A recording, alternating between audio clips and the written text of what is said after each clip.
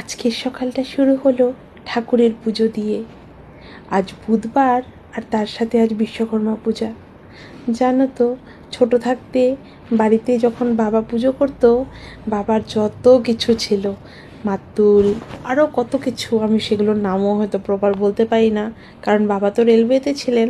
সব লোহার যন্ত্রপাতি সব ধুয়ে পরিষ্কার করে সকাল সকাল পুজো করতেন। এখানেও এসে সেমই দেখি, হাজব্যান্ডও পুজো করে আর শ্বশুরমশাইও সব কিছুর পুজো করেন। যাই হোক, সকাল সকাল ও গিয়ে গাড়িটা আগে ধুয়ে এনেছিল, আর কালকে বাইক স্কুটি ধোয়ানো হয়েছে যেহেতু আজকে পুজোটা করতে বেশি সময় লাগেনি। এদিকে ওর পুজো করার পরে এসে পড়লাম রান্নাঘরে। আজ একটু কালো জিরা হিং ফোড়ন দিয়ে আলুর তরকারি করেছিলাম, জানো, রুটির সাথে খাওয়ার জন্য। অনেক দিন বাদে আজ এই তরকারিটা করেছি, বেশ হয়েছিল খেতে।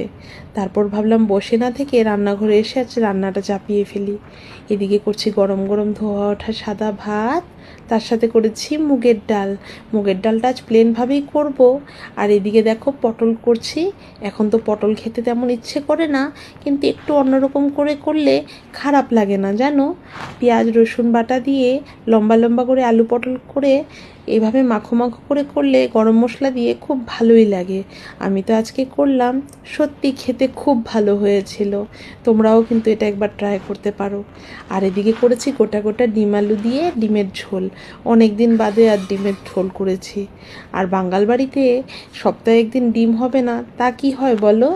আজকে আমার ভিডিওটা তোমাদের কেমন লাগলো নিশ্চয়ই জানাবে। সকলে ভালো থাকবে।